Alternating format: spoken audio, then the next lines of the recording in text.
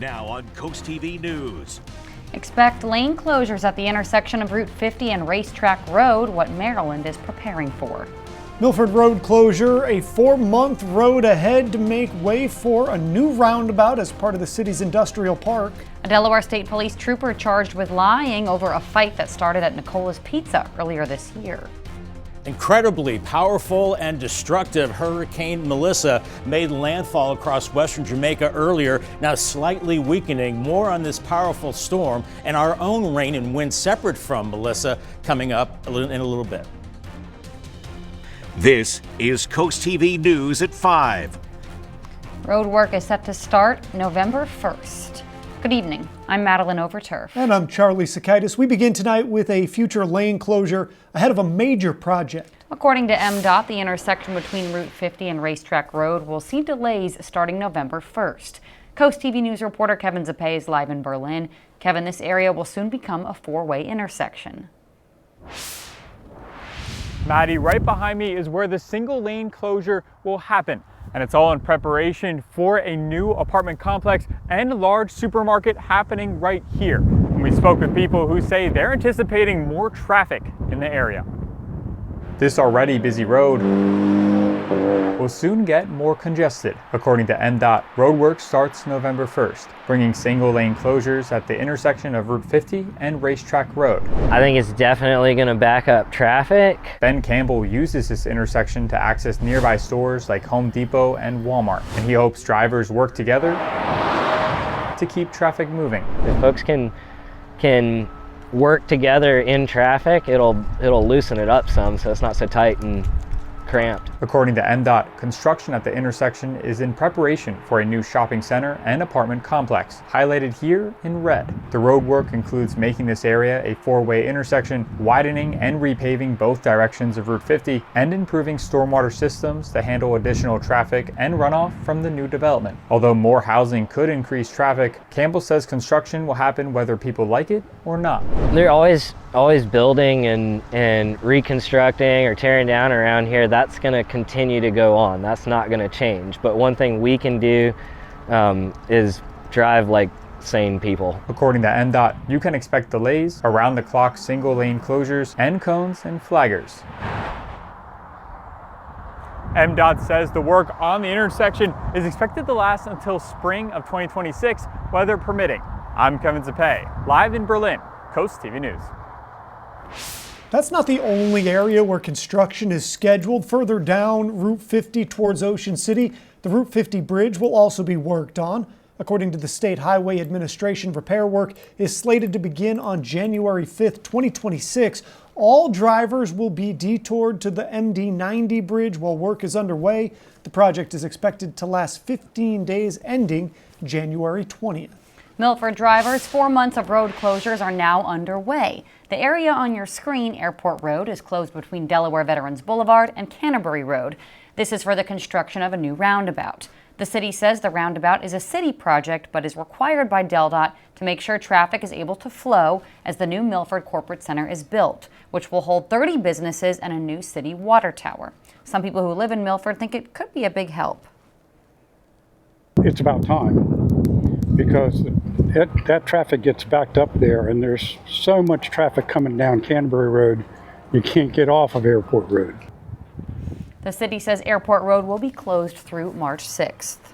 The Delaware Department of Justice has indicted a Delaware State Police trooper who the state says lied about an assault at a Nicola's Pizza in January of this year. Master Corporal William Walker, a 26-year-old veteran of the force, now facing misconduct and falsifying a report charges. Coast TV News reporter Brandon Ferguson is live in Lewis. Brandon, the state says Walker could face up to 8 years if found guilty. Charlie, Nicola's telling us on January 30th they had to call police for Walker's fight.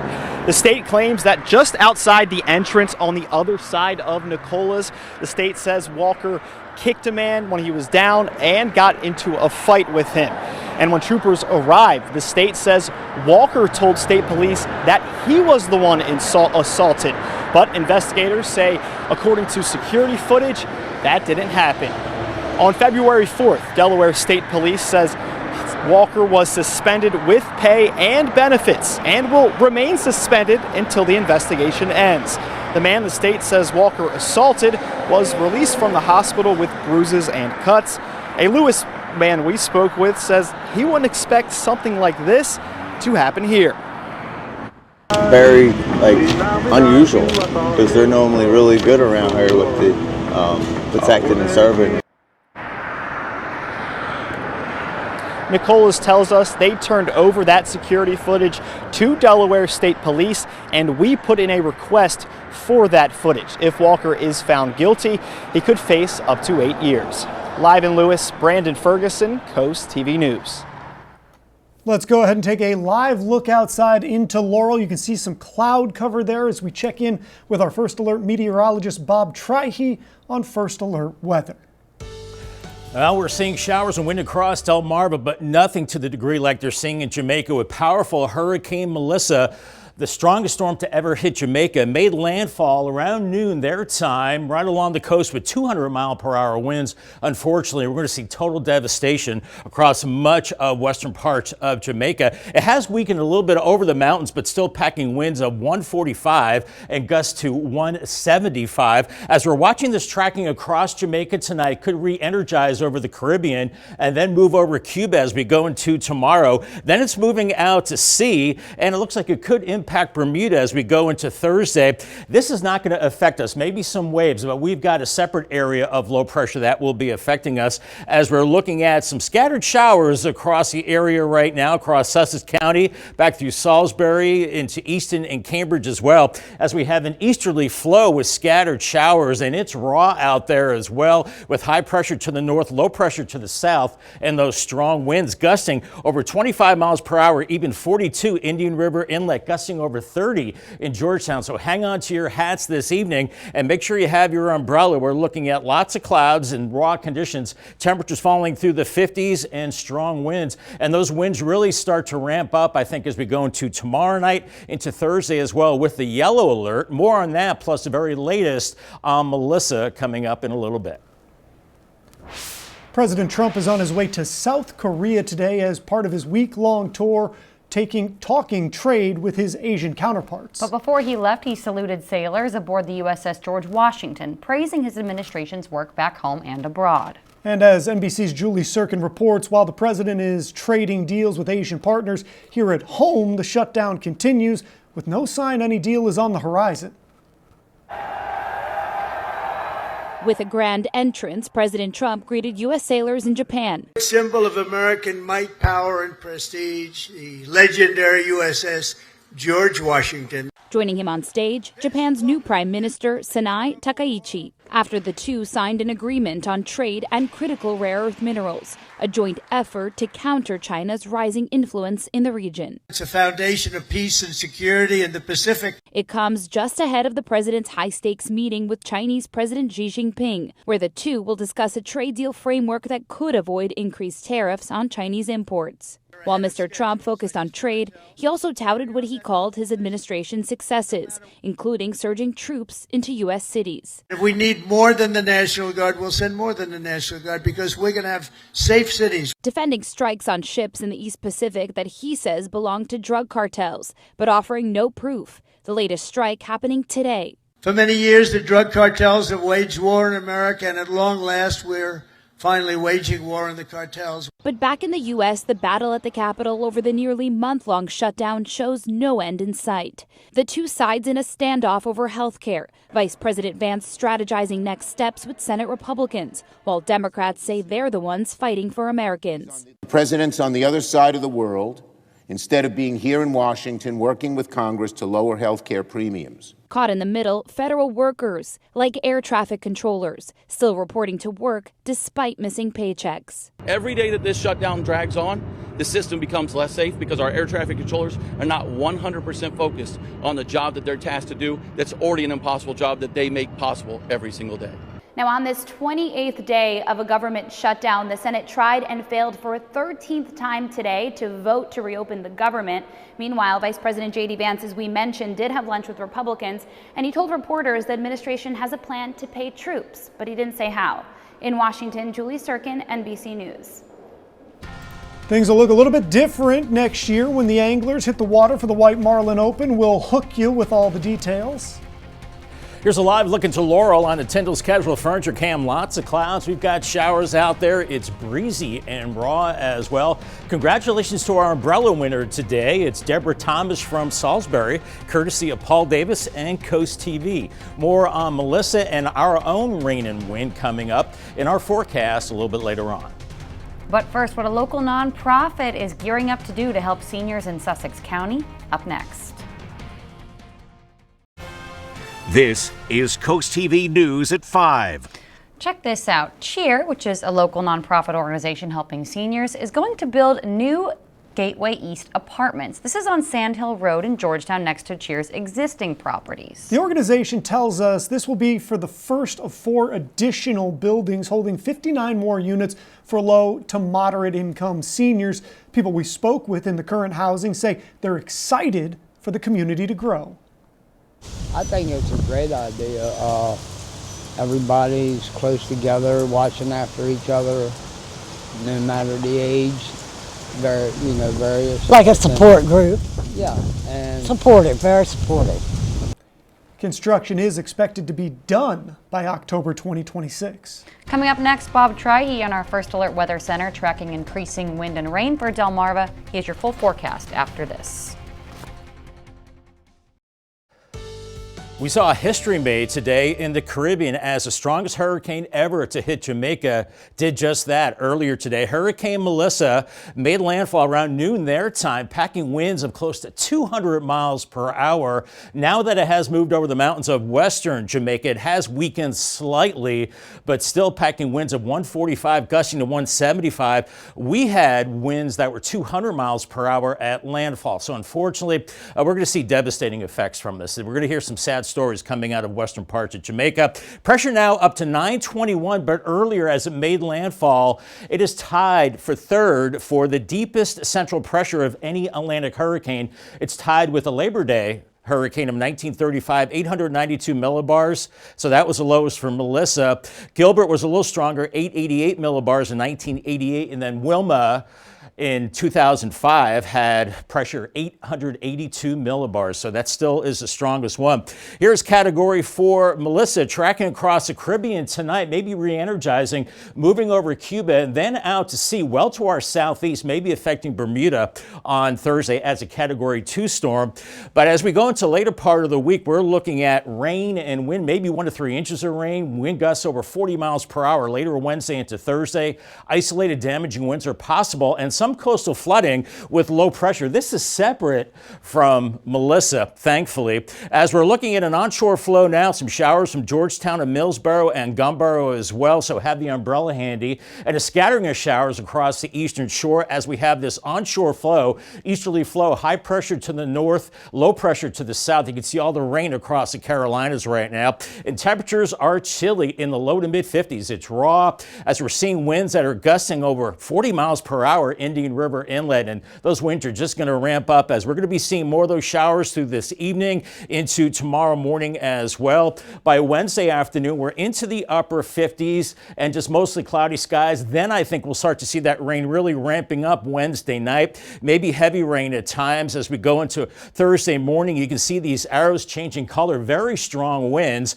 And as we go into Thursday morning, we're looking at showers and maybe even some thunderstorms as temperatures surge into the upper 60s to close to 70 degrees, and then the wind shifting. But look at these strong winds heading into your Wednesday, over 30 miles per hour and very strong, maybe 35 to 45 miles per hour Thursday morning, and maybe even stronger as we do have coastal flood advisories in effect at time of high tide the next couple of days along coastal Delaware and Maryland, and also a gale warning too from Delaware down into Maryland as well, as we're watching this area of low pressure shifting to the north.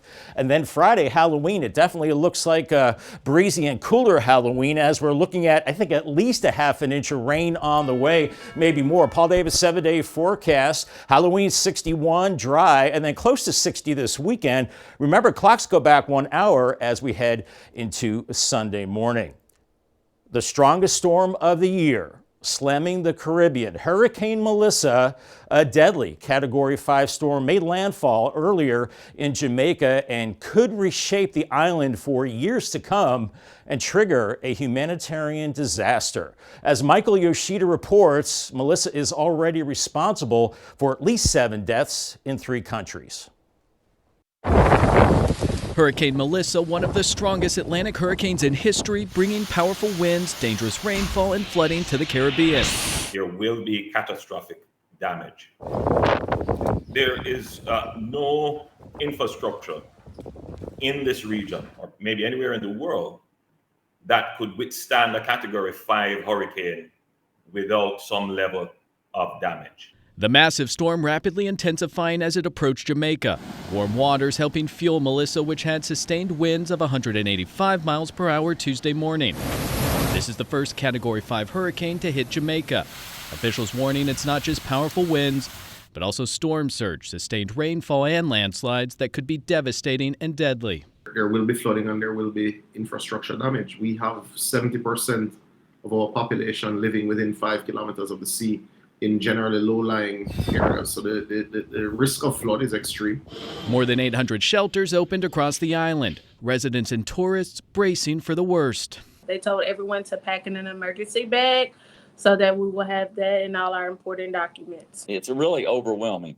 We've never been through anything like this, and hearing the more and more updates and more reports and how it's getting stronger and stronger. As the storm pushes past Jamaica, Cuba, Turks and Caicos, and other islands sit in its path.